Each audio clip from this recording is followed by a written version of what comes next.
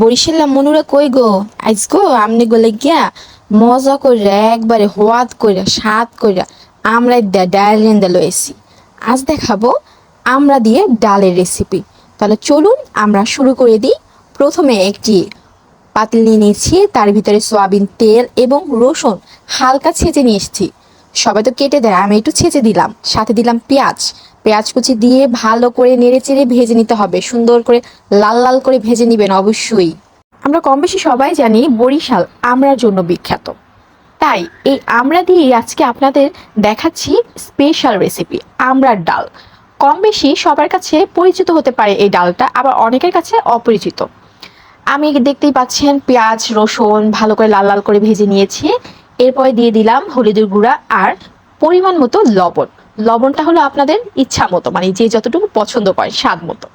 ভালো করে মিক্সড করে তেলের ভিতরে নেড়ে চেড়ে তারপরে আগে থেকে ধুয়ে রাখা মুসুরের ডাল দিয়ে দিলাম।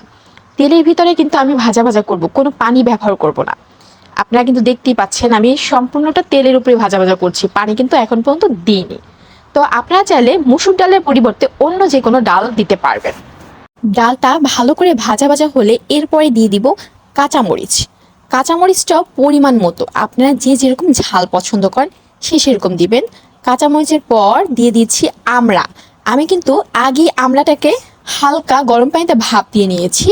অবশ্যই আপনারাও ভাপ দিয়ে নেবেন, তাহলে টক লাগবে না ডালটা খেতে। তো যাই হোক, আমি কিন্তু ভালো করে সুন্দর করে মিক্সড করে নিচ্ছি প্রত্যেকটা উপকরণ। বরিশালের আমড়া বিখ্যাত, তাই না? তাদের হচ্ছে কি আজকের স্পেশাল রেসিপি আমড়ার ডাল। তো যাই হোক, আমি কিন্তু এখন ভালো করে মিক্সড করে নেড়ে চেড়ে ভালো করে সম্পূর্ণ উপকরণগুলো ভাজা হলে এরপরে দিয়ে দিব পরিমাণ মতো পানি। ডালটা কিন্তু ঘন হবে, এটা পাতলা ডাল হবে না, ভুনা ডাল হবে।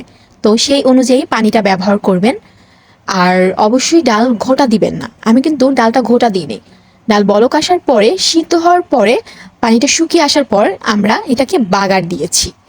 আপনারা বাগারকে কে কোন নামে বলেন অবশ্যই জানাবেন। তো যাই হোক, আমি আলাদা একটি কড়াই নিয়ে নিয়েছি, তার ভিতরে সামান্য সয়াবিন তেল আর পেঁয়াজ ভালো করে মিক্সড করে তারপরে দিয়ে দিয়েছি শুকনা মরিচ। শুকনা মরিচটাকে লাল লাল করে পেঁয়াজের সাথে ভেজে নিব। আমার মতো ডালে এভাবে কে কে শুকনা মরিচ খেতে পছন্দ করেন অবশ্যই কমেন্ট করে জানাবেন। আমার কিন্তু এই ডালটা সেই সেই মজা হয়েছিল, আমি শুধু এই ডাল দিয়েই খাবার খেয়েছি, অন্য কোনো কিছু খাইনি। যাই হোক, দেখুন আমি কিন্তু ডালে বাগার দিয়ে দিয়েছি।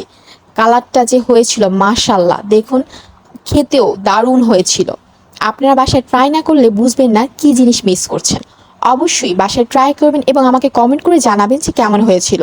তাহলে সবাই ভালো থাকবেন, সুস্থ থাকবেন। আজকের মতো বিদায় নিচ্ছি, আল্লাহ হাফেজ। আর অবশ্যই লাইক কমেন্ট করতে ভুলবেন না।